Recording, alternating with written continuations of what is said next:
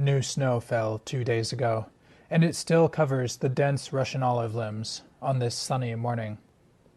We're standing just inside a dense thicket in western Montana's Mission Valley. Originally planted for pheasant habitat, this thicket is dominated by non-native plants. Russian olives form a thick canopy overhead. Dense clumps of Siberian pea shrub make up a shrubby understory. The dormant stalks of common burdock and poison hemlock emerge from the snow around us. They make it their profession to blend in, says Beth Mendelsohn. She's talking about long-eared owls, and specifically the male long-eared owl who is peering down from the Russian olive behind us. His posture is upright, his ear-like feather tufts partially raised.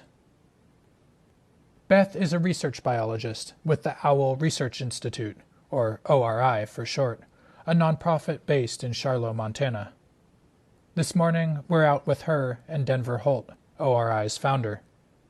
And as you might suspect, given the name of this nonprofit, we're researching owls. Hi, I'm Shane Sater, author of the What's Going On Out There blog. This story is from February 2nd, 2022. It's titled, Well-Hidden Wanderers, Searching for Montana's Long-Eared Owls.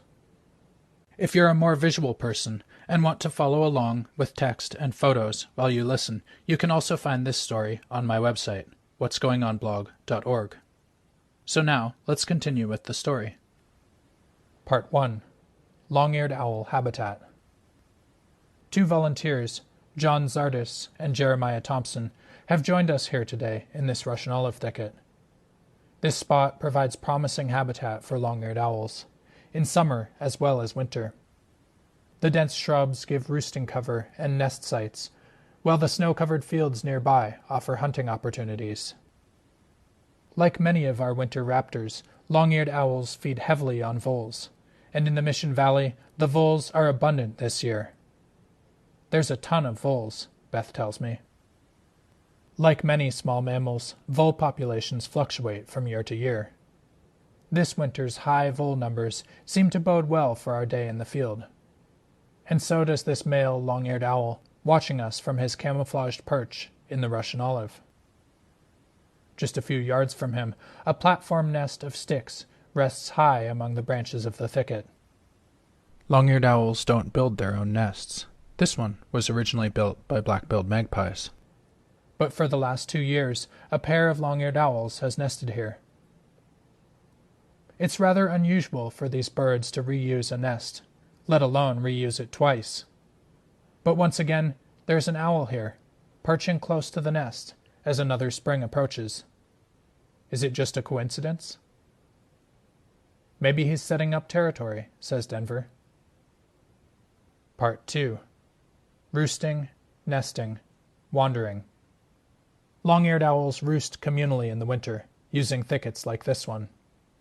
Denver tells us that he often finds them perching 3 to 6 feet off the ground, where overhanging branches provide extra cover. Where the habitat is good, with plenty of shelter and plenty of voles, these winter roosts can be impressively large. One year, the Owl Research Institute documented an astounding 88 long-eared owls in a single western Montana roost. Eventually, sometime around March, the roosting congregations will break up, and the owls will begin to set up breeding territories. First, a male will appear near a nest. A bit later in the season, both the male and female will be visible nearby. Then she'll begin incubating, crouched low and well hidden on her platform of sticks, while the male continues to perch, close to hand. Denver Holt founded the Owl Research Institute in 1988. Since then, the organization has banded over 2,000 long-eared owls in the valleys of western Montana. The leg bands allow for the identification of individual birds. And through the decades, work by ORI has painted a detailed picture of our local long-eared owl populations. Long-eared owls are wanderers. Although some individuals from the winter roosts will stay to nest nearby, others basically vanish. There's little continuity from one year to the next in the specific individuals that make up a winter roost. To draw a human analogy, the roosts are like college dorms rather than local coffee groups. Every year, it's a different community. And it's a similar story during the breeding season. Although some of these birds do nest in the same area from one year to the next, the majority don't come back. Part 3. From Montana to Guanajuato. How far do long-eared owls wander? One bird banded by ORI in June showed up in Guanajuato, Mexico, the next May. Unfortunately, it was dead. Another bird showed up in Arizona. But to find a banded owl so far away is rare. Of the 2,000-plus long-eared owls that ORI has banded, they've re-encountered about 500 of them locally. The rest have just disappeared. This field day is one small part of this decades-long research project. We want to find out how many owls are using these thickets now. Can we find a winter roost?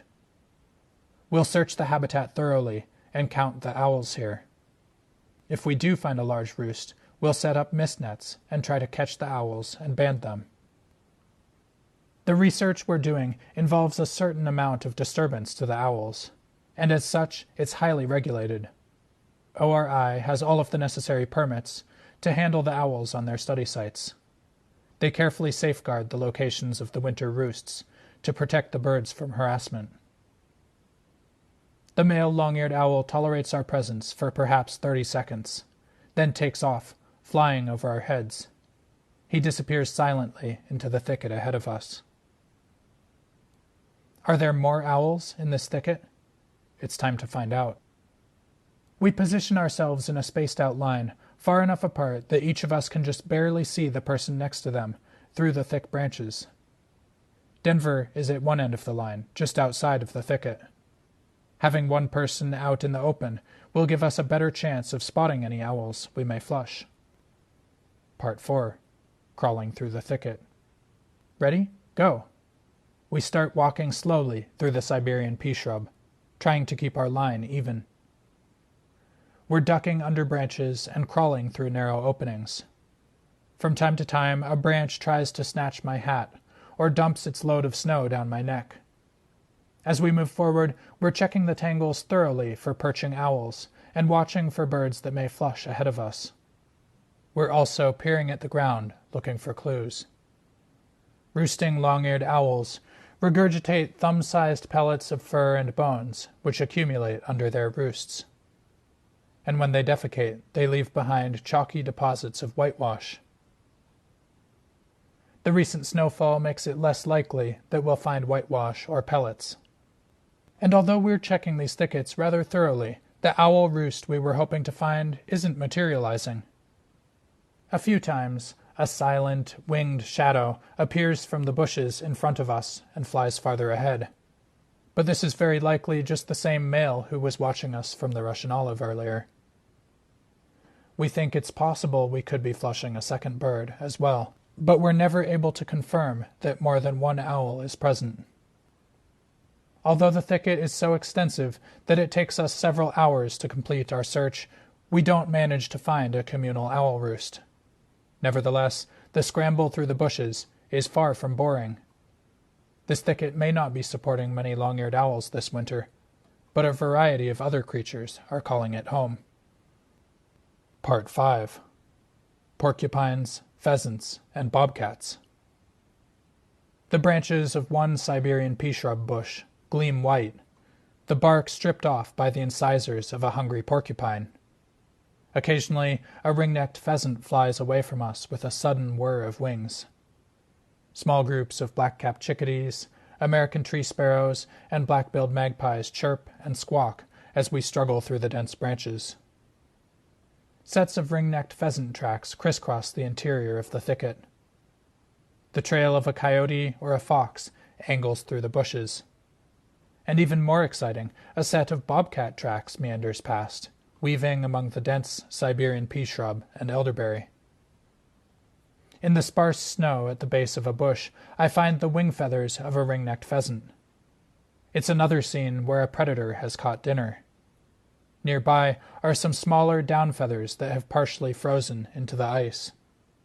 The pheasant kill isn't very recent. Clearly, it's older than the bobcat tracks. But as that sharp-nosed feline passed, it too noticed the feathers. The tracks show us that the bobcat walked right up to the dead pheasant. Finding nothing left to eat, it didn't linger. I imagine the bobcat sniffing the feathers momentarily, then continuing onwards. Part 6. Where are the owls? But where are the owls this winter? According to Beth and Denver, a large roost has occupied this thicket in past years. I wonder if the snow might be too deep right now, making it difficult to hunt the voles underneath. It's important to remember, though, that looking for a long-eared owl roost in these thickets is like searching for the proverbial needle in a haystack.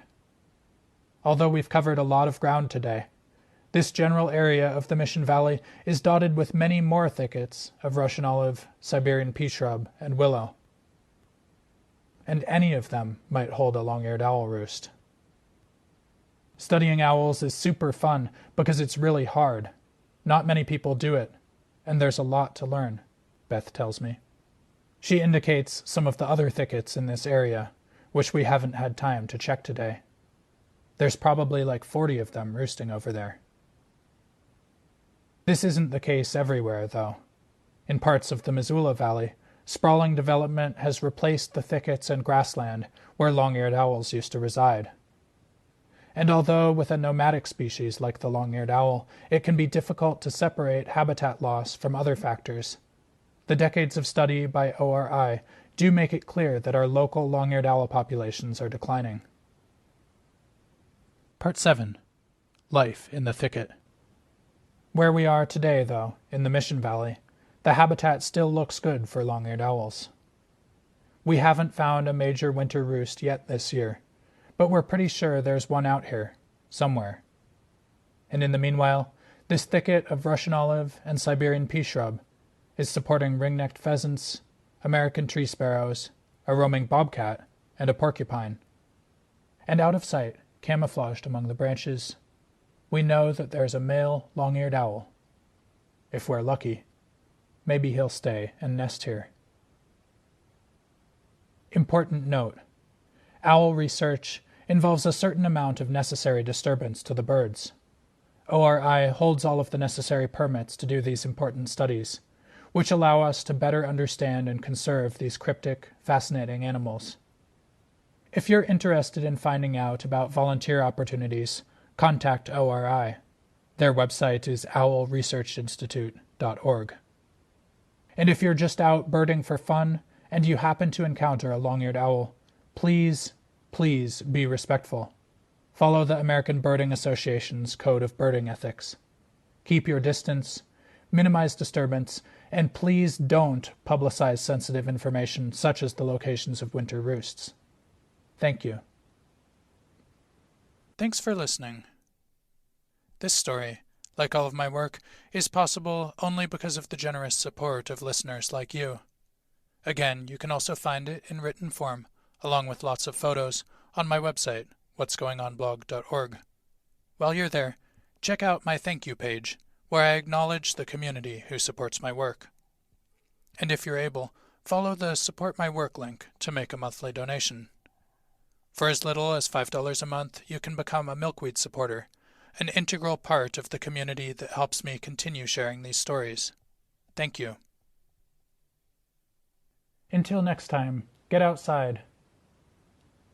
And take some time to contemplate the winter thickets around you. You might find a set of bobcat tracks, a scattering of ring-necked pheasant feathers, or perhaps even a long-eared owl.